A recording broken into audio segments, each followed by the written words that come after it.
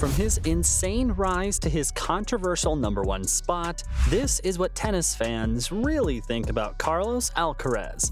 Everybody is talking about Carlos Alcaraz. He's taken tennis by storm, and many believe that Alcaraz is made up of genuine legend material. Of course, the Spaniard also has his haters, and many are saying that Carlos is just another hype train who shouldn't be compared to the all-time greats. At least, not yet. But who is this guy?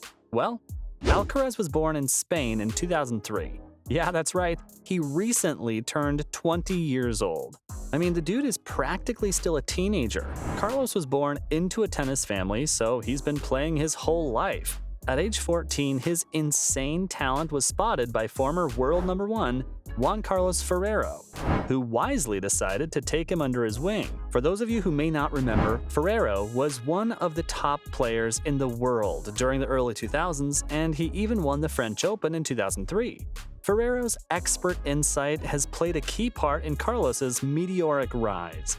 In fact, Alcaraz made his ATP debut at the young age of 16, and he quickly started to find some serious success on the circuit.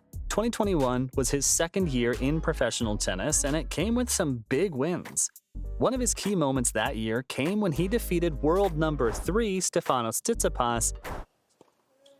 It is victory for Carlos Alcaraz In an epic fifth-set tiebreak.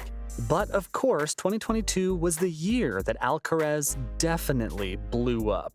Don't believe me? At the Madrid Open, Alcaraz defeated Rafa Nadal, and the following day went on to beat Djokovic. Of course, he also won the final, making him the youngest player ever to win the Madrid Open. And that wasn't even the highlight of 2022 for the youngster. Carlos's biggest moment came in September when he defeated Casper Ruud in the final of the US Open.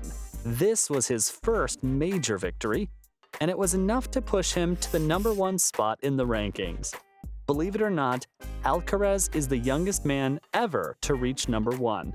He was also the youngest player to win a Grand Slam tournament since 2005, when 19-year-old Nadal won the French Open. Obviously, there have been a lot of comparisons between Carlos and Rafa. Of the big three, Nadal was definitely the wonder boy. He excelled at a much earlier age than Federer and Djokovic, and he broke a lot of the same records that Carlos is chasing these days. Of course, we all know what happened next with Rafa. Along with the other two legends, he went on to write one of the most important chapters in tennis history.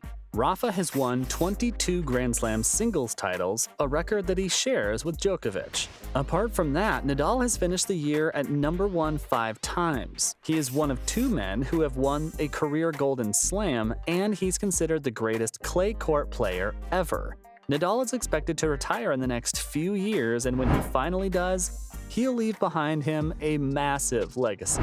And some pretty big shoes to fill for his young countrymen. But will Alcaraz be able to cut the mustard? Rafa and Carlos may be from the same country, but their styles are quite different.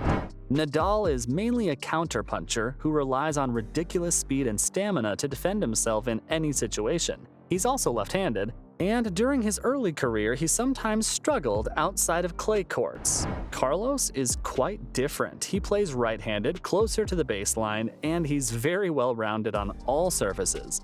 The main comparison with Rafa comes with their speed and footwork.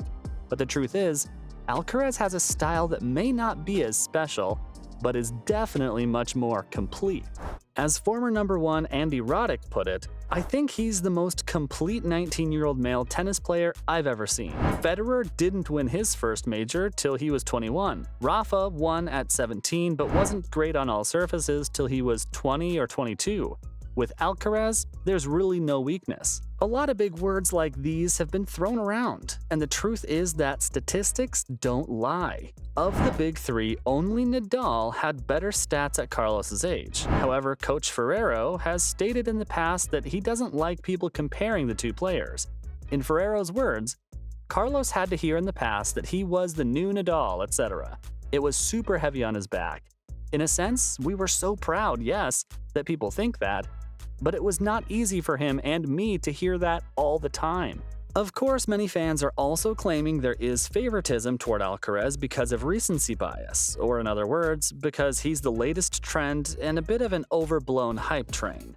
As one Twitter user said, Alcaraz might be a great hitter and player for now, but he still isn't Rafa at 17 when he won the French Open without on-court coaching and reached the Wimbledon final at 20. People have short memories. Let's compare him to the GOAT when he has 22 Grand Slams, 36 Masters, and Olympic gold. He's not the only fan to criticize the on-court coaching.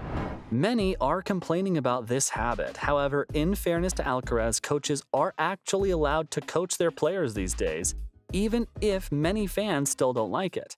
Another point that is often made is that the big three had to compete against each other throughout most of their careers. In contrast, a lot of fans are complaining that the level at the top isn't as high anymore, so it's easier for a player like Carlos to stand out. One fan put it quite dramatically on Twitter when he said this: "Tennis is finished, Nadal isn't even playing and won't have any matches for Roland Garros. Djokovic is in his worst form in years in clay season and has an elbow issue. Alcaraz has no competition at all." But this is probably taking it too far. Both Djokovic and Federer were late bloomers, especially Roger. This means it's entirely possible that Carlos is just the first of many great players to come from his generation. Others have pointed out that Alcaraz only made number one in the absence of Djokovic. In fact, when the Serb put on a strong performance at the Australian Open, he managed to get past the youngster and become the current number one. Carlos didn't compete in Australia due to an injury, and this is what he had to say about losing his spot. "It was really hard to miss Australia. It was difficult to watch it on TV and see Djokovic take number one from me. It was clear that number one was going to be taken from me sooner or later, and that it was going to be difficult to keep it all the time. Now the goal is to get it back." Those are brave words from the youngster, who definitely seems in form to make it back to the top. Despite this, many have responded to his words, claiming that he never deserved the spot in the first place. As one user pointed out, Djokovic had to sit and watch on TV while everyone else competed for 10,000 points more than him. I appreciate his attitude, but you have to at least acknowledge that you wouldn't have been number one to begin with if it weren't for said unprecedented circumstances. Of course, Djokovic missed a lot of action because of the restrictions surrounding COVID and his decision to avoid vaccination.